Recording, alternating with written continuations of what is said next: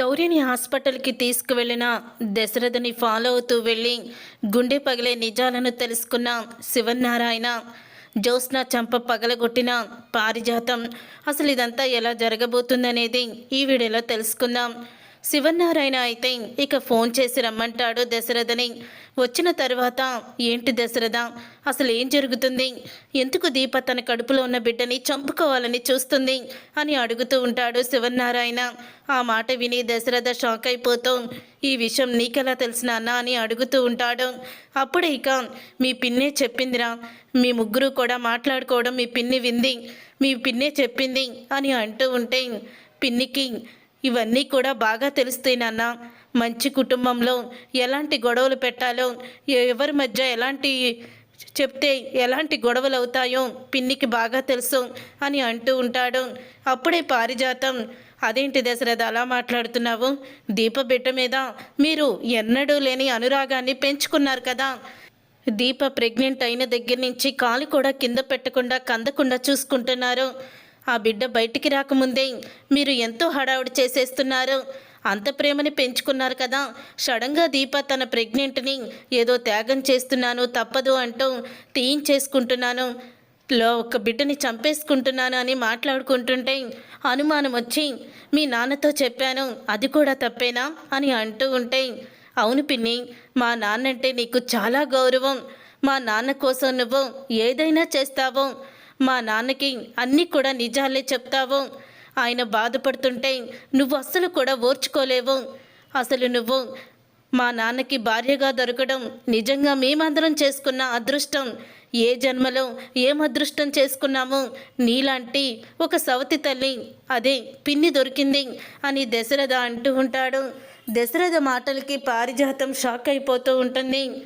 ఏ భర్త సంతోషమైనా కోరుకుంటుంది భార్య, కానీ నాశనాన్ని కోరుకోదు.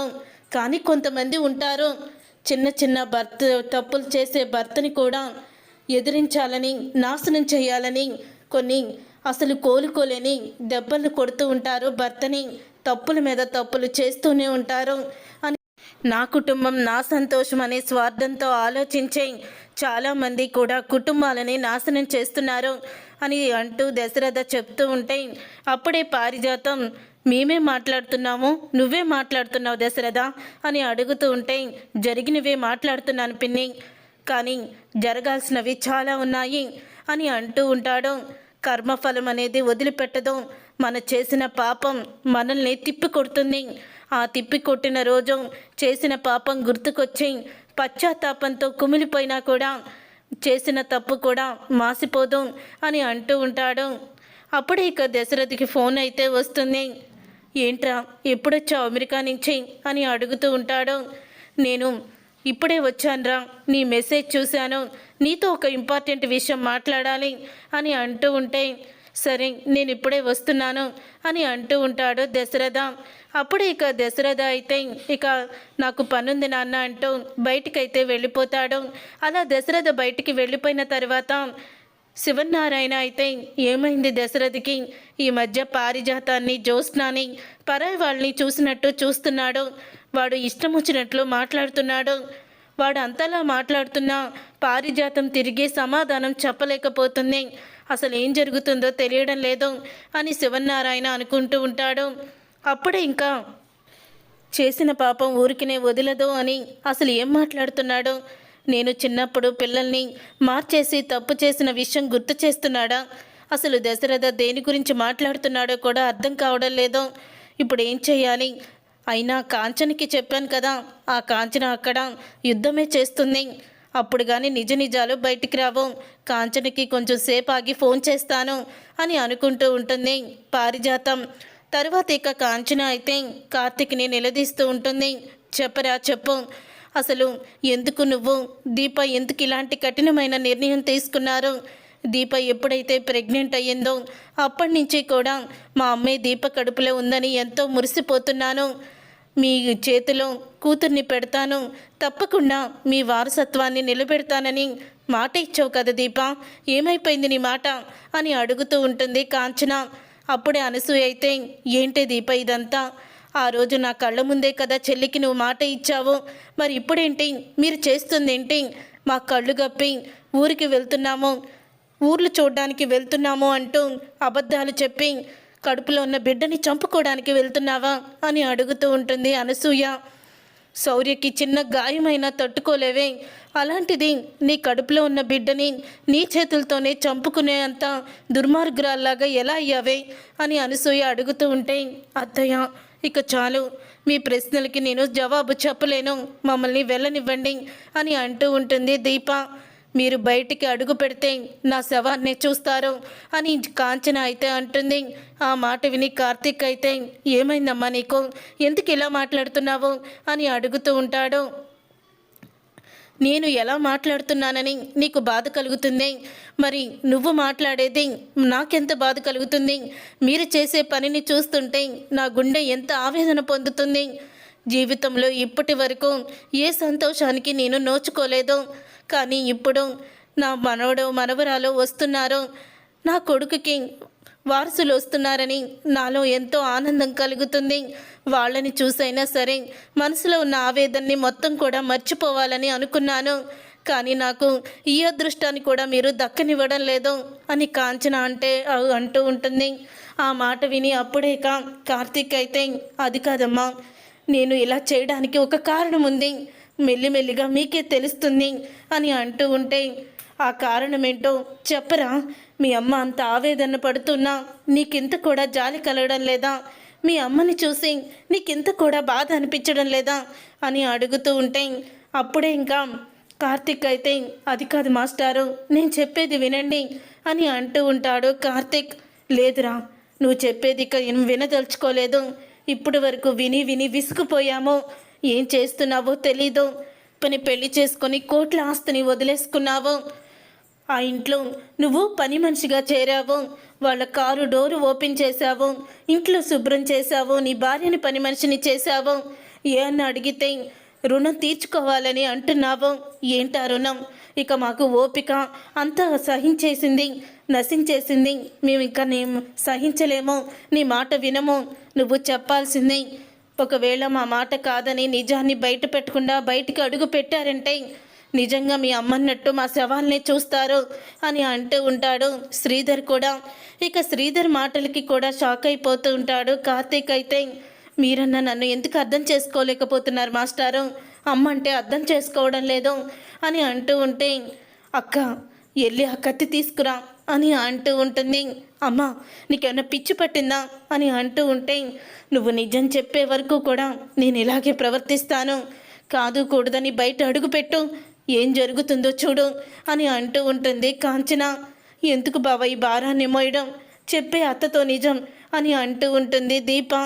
అమ్మ, దీప కడుపులో ఉన్న బిడ్డ చనిపోతేనే అత్త బ్రతుకుతుందమ్మా అని అంటూ ఉంటాడు కార్తీక్. అసలు మా వదిన బ్రతకడానికి, కడుపులో ఉన్న బిడ్డ చనిపోవడానికి కారణమేంట్రా, ఎందుకు అలా జరుగుతుంది అని అడుగుతూ ఉంటుంది కాంచన అయితే. ఎందుకంటే దీపే నీ మేనకోడలు, మీ అన్నయ్య కూతురు, శివనారాయణ ఇంటి వారసురాలు అని చెప్పంగానే షాక్ అయిపోతూ ఉంటారు ముగ్గురు కూడా.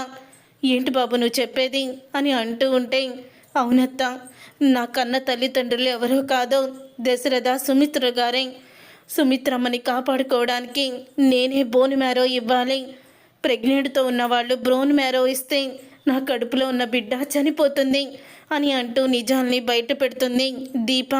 ఆ మాట విని కాంచన శ్రీధర్ ఒక్కసారి కుప్పకూలిపోతారు. వాళ్ళకి దీపే శివనారాయణ ఇంటి వారసురాలన్న నిజం తెలుసుకున్నందుకు సంతోషపడాలా, దీప కడుపులో ఉన్న బిడ్డ చనిపోతుందని విచారించాలో కూడా అర్థం కాదు. అందుకనేనమ్మా ఈ విషయాన్ని బయట పెట్టకుండా దీపని తీసుకువెళ్తున్నాను. ఈ విషయం బయటపడితే జ్యోత్స్న మామూలు ఆడదు కాదు, ఎంతకైనా తెగిస్తుంది, ఎవరిని ఎప్పుడు చంపేస్తుందో కూడా తెలీదు అని అంటూ ఉంటాడు కార్తీక్. అయితే కార్తీక్ అన్న మాటలకి అప్పుడే షాక్ అయిపోతాం. అసలు ఏంట్రా నువ్వు మాట్లాడేది, ఎందుకు జ్యోత్స్న అందరినీ చంపేస్తుంది అని అడుగుతూ ఉంటే, జ్యోత్స్న దాసు మావయ్య కూతురు, పారిజాతమే పిల్లల్ని చిన్నప్పుడు మార్చేసింది, తన మనవరాల్ని శివనారాయణ ఇంటి వారసురాల్ని చేసి ఆస్తి మొత్తం జ్యోత్స్నాకి రావాలని, ఆస్తికి జ్యోత్స్నాని యువరాణిని చెయ్యాలని తను ప్లాన్ చేసింది. అని నిజాలన్నీ కూడా బయట పెడతాడు. కార్తిక్, మా పిన్ని ఇంత దుర్మార్గురాలని అనుకోలేదు అని అంటూ ఉంటుంది కాంచన. అయితే అవునమ్మా, అత్త కోసం ఇక ఈ త్యాగం చేయక తప్పదమ్మా అని అంటూ ఉంటే అప్పుడు ఇక కాంచన అయితే ఆలోచనలో పడుతుంది. వెళ్ళమ్మా దీప, వెళ్ళు అని అంటూ ఉంటుంది. కన్న తల్లి కోసం నువ్వు చేస్తున్న త్యాగానికి చేతులెత్తి దండం పెడుతున్నాను, ఇక నిన్ను ఆపను అని అంటూ ఉంటే అత్తయ్య అంటూ ఒడిలో తలపెట్టుకొని ఏడుస్తుంది దీప. ఇదంతా ఇలా జరుగుతూ ఉండగా ఇక దశరథ అయితే హాస్పిటల్కి వెళ్తాడు. అలా దశరథ హాస్పిటల్కి వెళ్ళిన తర్వాత, ఏంట్రా సుమిత్రకి బ్లడ్ క్యాన్సర్ ఏంటి, నేను అమెరికాలో ఉండిపోయిన గురించి ఈ విషయాలు ఏమీ కూడా నాకు తెలీదు, అసలు రిపోర్ట్ చూస్తుంటేనే భయమేస్తుంది అని అంటూ ఉంటాడు. ఇప్పుడు నా కూతురే బోన్ మ్యారో ఇస్తే బ్రతుకుతుందని డాక్టర్ చెప్పారా, కానీ బోన్ మ్యారో ఇస్తే నా కూతురి కడుపులో ఉన్న బిడ్డ చనిపోతుంది, ఏం చెయ్యాలో అర్థం కావడం లేదు అని దశరథ అంటూ ఉంటాడు. అదేంట్రా, జ్యోత్స్నాకి పెళ్ళెప్పుడైంది అని అంటూ ఉంటే, నా కూతురు జ్యోత్స్న కాదురా దీప అని నిజాన్ని బయట పెడతాడు. మై గాడ్, ఏంట్రా నీ జీవితంలో ఇంత ప్రమాదమైన విషయాలు జరిగాయా అని అంటూ ఉంటే, అవునరా, నా కూతురు ఇప్పటి వరకు ఎన్నో కష్టాలు పడింది, పడరాని బాధలు అనుభవించింది, ఇప్పుడు కూడా తనకి సంతోషం లేదు, ఏదో ఒకటి చెయ్యాలంటే నా చేతిలో ఏమీ లేదు అని అంటూ ఉంటే, అవును దీపకి శౌర్య అనే కూతురుంది కదా అని అంటూ ఉంటాడు. అవునరా, శౌర్య ఉంది, దీపకి ముందు ఒక పెళ్ళయింది అని అంటూ ఉంటాడు దశరథ. రే, దీప బోన్ మ్యారో ఇవ్వకపోయినా శౌర్య ఇవ్వచ్చు, శౌర్యను ఒకసారి హాస్పిటల్కి తీసుకురా, తనకి టెస్టులు చేస్తాను, ఒక టెస్ట్ వల్ల తను బోన్ మ్యారో ఇవ్వచ్చో లేదో తెలిసిపోతుంది అని అంటూ ఉంటే ఒక్కసారి ఆనందపడుతూ ఉంటాడు దశరథ. నువ్వు చెప్తుంది నిజమేనారా అని అంటూ ఉంటే, అవునరా, వెళ్ళి తీసుకురా ముందు అని అంటూ ఉంటాడు. అప్పుడే ఇక దశరథ అయితే డైరెక్ట్గా ఇక స్కూల్ దగ్గరికి అయితే వెళ్ళిపోతాడు. స్కూలు వదిలే టైం అని శౌర్య స్కూల్ దగ్గరికి వెళ్ళి అప్పుడే ఇక శౌర్యని కారులో ఎక్కించుకుంటూ ఉంటాడు. అప్పుడే కాంచన ఇంటికి బయలుదేరుతున్న శివన్నారాయణ శౌర్యని దశరథ కారులో ఎక్కించుకోవడం చూసి, ఇదేంటి కారులో ఎక్కించుకుంటున్నాడు దశరథ శౌర్యని, ఎక్కడికి తీసుకువెళ్తున్నాడు, కాంచన ఇంటికి కాదే, ఇలా కదా కాంచన ఇంటికి వెళ్ళాలి అని అనుకుంటూ ఉంటాడు శివన్నారాయణ. అప్పుడే ఇక దశరథని ఫాలో అవుతూ అయితే వెళ్తాడు. అలా దశరథని ఫాలో అవుతూ వెళ్తూ ఉండగా అప్పుడే దశరథ హాస్పిటల్కి తీసుకువెళ్తాడు శౌర్యని. తీసుకువెళ్ళిన తర్వాత అప్పుడే ఇంకా శౌర్య అయితే, ఏంటి తాత హాస్పిటల్కి తీసుకొచ్చావు అని అడుగుతూ ఉంటుంది. ఏం లేదమ్మా, నీకు ఒక చిన్న ఇంజెక్షన్ చేస్తారు అని అంటూ ఉంటాడు. నాకు ఇంజెక్షనా అని అంటూ ఉంటే, అవును, మీ అమ్మ కడుపులో ఉన్న బుజ్జి పాప బాగుండాలంటే నువ్వు ఇంజెక్షన్ చేయించుకోవాలి అని అంటూ ఉంటాడు దశరథ. అలాగే తాత, అలాగే చేయించుకుంటాను, బుజ్జి పాప కోసం ఏదైనా చేస్తాను అని అంటూ ఉంటుంది శౌర్య అయితే. అప్పుడే ఇక శౌర్యకి టెస్ట్లు అయితే చేయిస్తాడు. ఇదంతా కూడా శివన్నారాయణ చూస్తాడు. ఇక శివన్నారాయణ చూసి దశరథ దగ్గరికి అయితే వెళ్తాడు. ఏంటి దశరథ, ఏం జరుగుతుంది ఇక్కడ అని అడుగుతూ ఉంటే, నాన్న మీరెప్పుడు వచ్చారు నాన్న అని అంటూ ఉంటాడు దశరథ. నువ్వేం చేస్తున్నావు నీకు తెలుస్తుందా, శౌర్యని తీసుకొచ్చి ఎందుకు టెస్టులు చేపిస్తున్నావు, అసలు ఏం జరిగింది, నిజం చెప్పరా ఇప్పుడైనా అని అంటూ ఉంటే, నాన్న అంటూ శివన్నారాయణని పట్టుకుని ఏడుస్తూ ఉంటాడు దశరథ. శివన్నారాయణని పట్టుకుని ఏడుస్తూ, నాన్న, దీప నా కన్న కూతురు నాన్న, జ్యోత్స్న నా కన్న కూతురు కాదు అని నిజాన్ని బయట పెట్టేసరికి అది విన్న శివన్నారాయణ షాక్ అయిపోతూ, ఏంటి దశరథ నువ్వు మాట్లాడేది అని అంటూ ఉంటాడు. అవును నాన్న, పారిజాతం పిన్ని తన స్వార్థానికి మన కుటుంబాన్ని బలి చేసింది, ఇప్పుడు నా కూతురు సుమిత్రకి బోన్ మ్యారో ఇవ్వాలంటే తన కడుపులో ఉన్న బిడ్డని చంపుకోవాలి, తన తల్లి ప్రాణాల కోసం నా కూతురు తన బిడ్డని త్యాగం చేస్తుంది, ఇదే విషయాన్ని నా ఫ్రెండ్ డాక్టర్ కదా వాడికి చెప్పాను, శౌర్య కూడా మీ మనవరాలే కదా, సుమిత్ర బ్లడ్ శాంపిల్స్ మ్యాచ్ అవ్వచ్చని ఇప్పుడే టెస్టులు చేశారు అని అనగానే, మరి ఇప్పుడు ఏమన్నారా అని అడుగుతూ ఉంటాడు శివన్నారాయణ. ఏమో నాన్న ఇంకా రిపోర్ట్స్ రాలేదు అని చెప్తూ ఉంటాడు దశరథ. అప్పుడే ఇక దశరథకి డాక్టర్ పిలుస్తున్నారని నర్స్ అయితే వచ్చి పిలవడంతో లోపలికైతే వెళ్తారు. అలా వెళ్ళిన తర్వాత గుడ్ న్యూస్ దశరథ, ఇప్పుడు శౌర్య శాంపిల్స్ సుమిత్ర శాంపిల్స్తో మ్యాచ్ అయ్యాయి. తను బోన్ మ్యారో ఇవ్వచ్చు. తను చిన్నపిల్ల కదా అని భయపడకండి. ఇలాంటి కేసులు నేను రేర్గా చూశాను. ఖచ్చితంగా ఇది జరుగుతుంది. శౌర్యకి ఎటువంటి ప్రమాదం ఉండదు అని డాక్టర్ అయితే గుడ్ న్యూస్ చెప్తారు.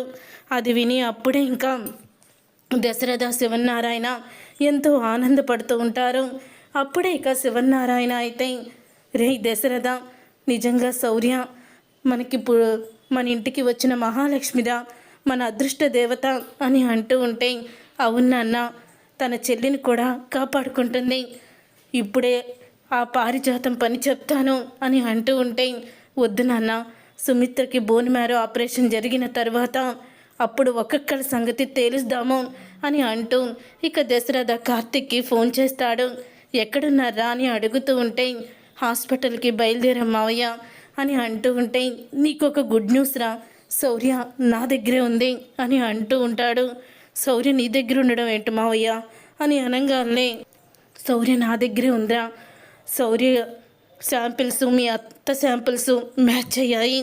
శౌర్య మీ అత్తకి బోన్ మ్యారో ఇవ్వచ్చని అమెరికా నుంచి వచ్చిన నా ఫ్రెండు, తను డాక్టర్ చెప్పాడు అని అనగానే ఎంతో ఆనందపడుతూ ఉంటాడు కార్తిక్ అయితే.